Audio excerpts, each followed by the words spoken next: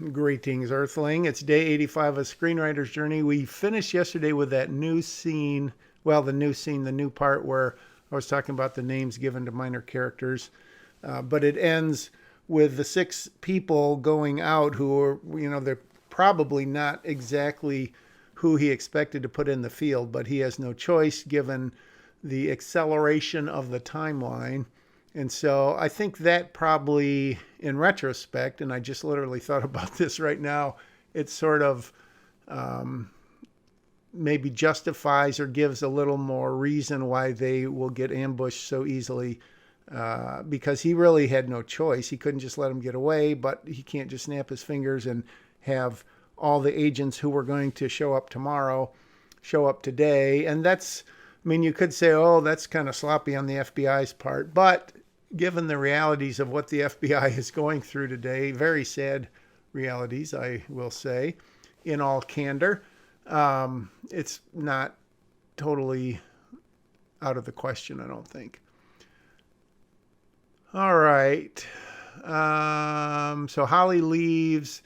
I think I cut that down a little because, we know that she's going to see the kids again. So it's like, yeah, the bad guys are closing in. So get going. I'm on August 24th. Wow. So again, I'm just a day over a month removed from writing this to commentating on it. All right. So this, again, pretty much the same. A little bit, again, a few little tweaks. I did some research on whether you say what's your 20 or where are you or whatever. And what I found out is you could pretty much say anything you want. All right, so non-existent.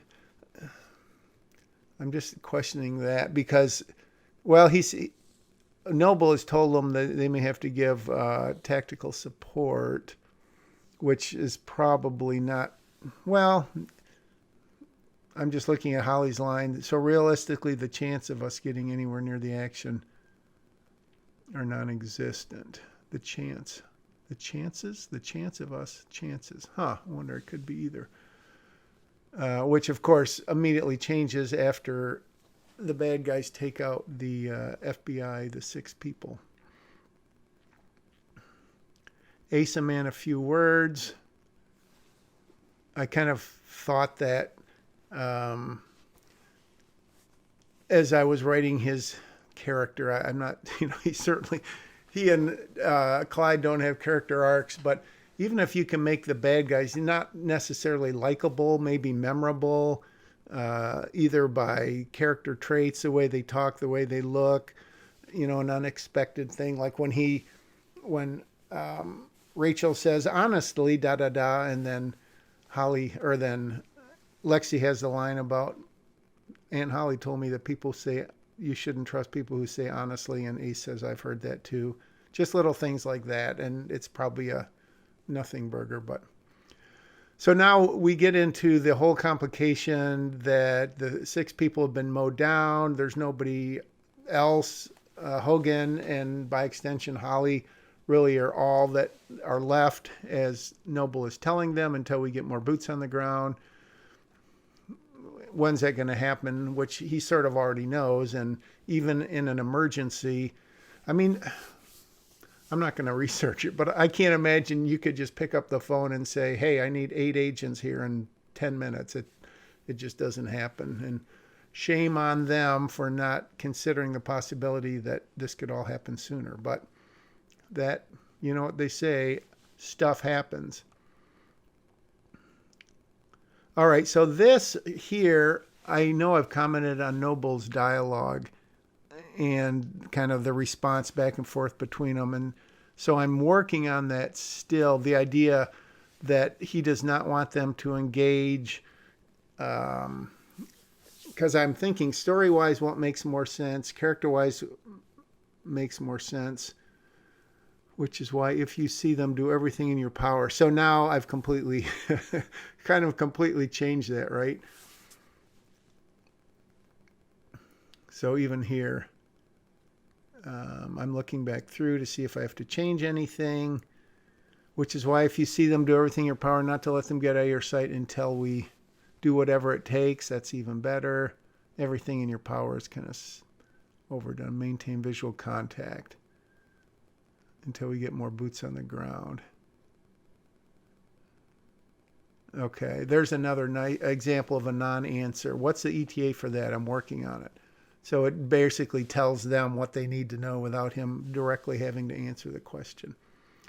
All right, so Noble's line at the bottom of 69 is, I think, a lot better because he's not being a little weenie and telling them what not to do. He's just saying, look, you're our last hope, basically. And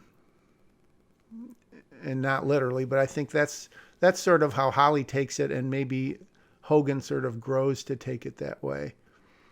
And then Noble gives him the compliment of chauffeurs aren't that easy to find, which is obviously a backhanded compliment. I've got some pine needles in my pocket from when I mowed the lawn last night and brushed into the pine tree.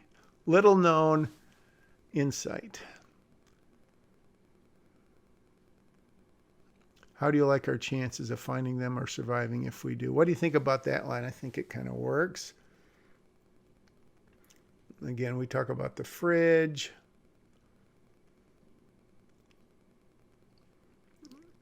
Okay, nothing much changing there. I'll be happy to keep this quiet if you can't. That seems like what I already had, but it looks like I just rewrote it somewhat. Stern look that they guess. Ooh, look at that. Did you see how I saved one line?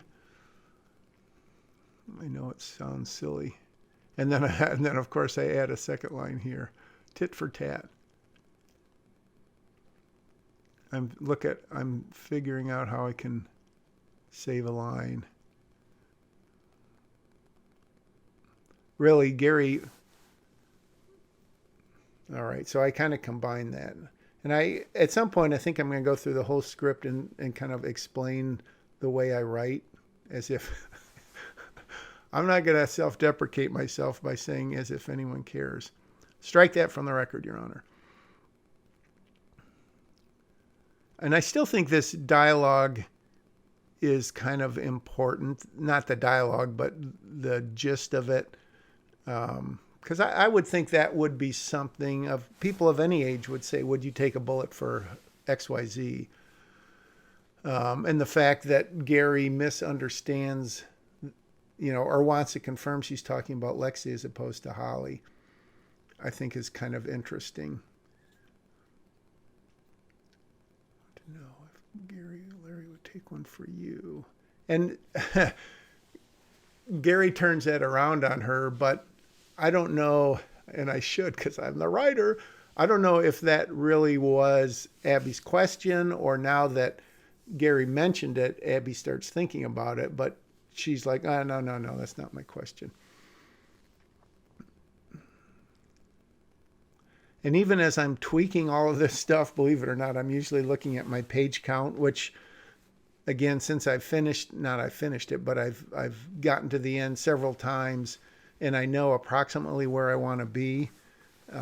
It's probably been as low as like 100 and as high as maybe 115. So I'm trying to settle somewhere in that 105, 106, 107 range, just because, no special reason. When I start a script, I never suppose it's going to be a Lord of the Rings type epic of 180 pages, or I don't know how long those scripts were, or how long a movie was, but I always shoot at no more than 120 because that's kind of obviously 2 hours, and that's, to me, the magic number. Certainly there's movies that are longer that are good. There's movies that are shorter. A lot of some of the Pixar stuff, or some comedies, I think Dumb and Dumber classic, and like Airplane, and some of those are probably way, maybe just into the 90-minute range. But anyways, I think the shortest script I've written, man, I don't know, maybe under 100. The 3 that I've got made, I think were all in at least probably one in the 100s, like 100 to 110 maybe. And I think they filmed quicker. Well, and I deleted some scenes afterwards. But they've all turned out to be between like 98 and 102 or 103 minutes, which, an hour and 40 minutes, that's a little short maybe. But anyways, once again, it's funny when I start talking, I just like look away from the screen and I'm not even watching what I'm writing or rewriting here. So if I missed anything super important, you let me know in the comments right after you subscribe and like and share and even word of mouth. If you're in a writer's group or something like on Facebook or Twitter, probably not Twitter. I'm not a Twitter guy, but anywhere, and you say, maybe one of all of these could make a difference or could teach someone something. Needless to say, don't hesitate to share. Okay, we have eyes, unfortunately, anywhere on the second way. At least an hour, can you shake them? Yes, sir. And then he hangs it up. I think they still use those mics, like in the cop shows, as opposed to like a cell phone or something. And pop the fridge. All right, so both have 30 rounds. Keep in the woods. So again, trying to not speed through, because I mean, there's no point in speeding through a scene like it doesn't matter just to get on to the next one. So when I say I'm making things shorter and more succinct, sometimes that would allow the scene to breathe a little, because you might have an actor or the director say, hey, take a beat between this line and this line. Or so just because you write less words, it doesn't mean necessarily the scene is going to go faster. Like that line right there, Clyde races for the woods. You could write that in 3 lines and get super descriptive. But once you get on set, the director's going to go, okay, races to the woods. And then, well, he'd do it before they got on set. But you get my point. Okay. I tweaked that a little bit. I like that 20 questions. A little busy right now. Ooh, okay. Now this may get juicy here. One of these times, this is another scene that's evolving because it's relatively new. And again, this comes from the idea that the bad guys have closed in and we have to get to the all is lost. Oh my goodness. What a cliffhanger. I could have sworn I wrote for longer on this day, or I've just rats. Oh man, now I'm excited for day 86, and I hope you are too. I was kind of half paying attention to what I was writing there, but what I was saying, and I'll say it now so it doesn't cover up something tomorrow. When you get into a new scene at a critical point, like I was saying, this is the getting near the all is lost, and then you have Night of the Dark Soul or Dark Night of the Soul. I need to look that up so I quit saying it wrong. When you think about that, in some movies, like romantic comedies, I think are good examples. They break up and it looks like it's curtains, which of course it's not. But you'll have that 10 or 20 or 30 second or 1 minute scene where the character is strolling in the rain, contemplating what's happened, or the girl is sitting alone, having a drink, and there's sort of a period of maybe a scene, maybe a minute where you're kind of letting it all sink in that, oh, all is lost, woe is me, what am I going to do? And then something happens to turn that around.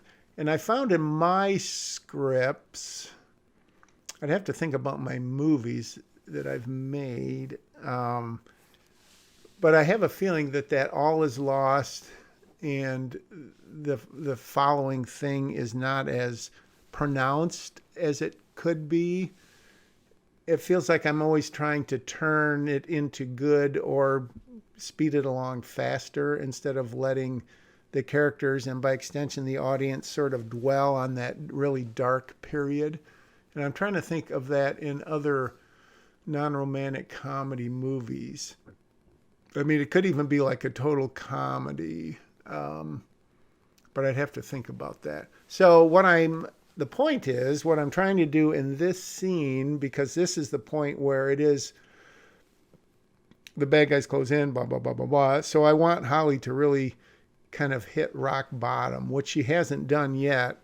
And I don't even know that I've accomplished this, even when I get done with my rewrites. But that's where I'm headed in this particular scene, and maybe the next couple. I don't really know how long that period can last. If it can last, I mean, it certainly can't last 5 minutes, I don't think, or I don't know how long it could last. But that's what we're going to maybe kick off day 86 with. So thanks for bearing with me during this audio only segment of the show, of the journey.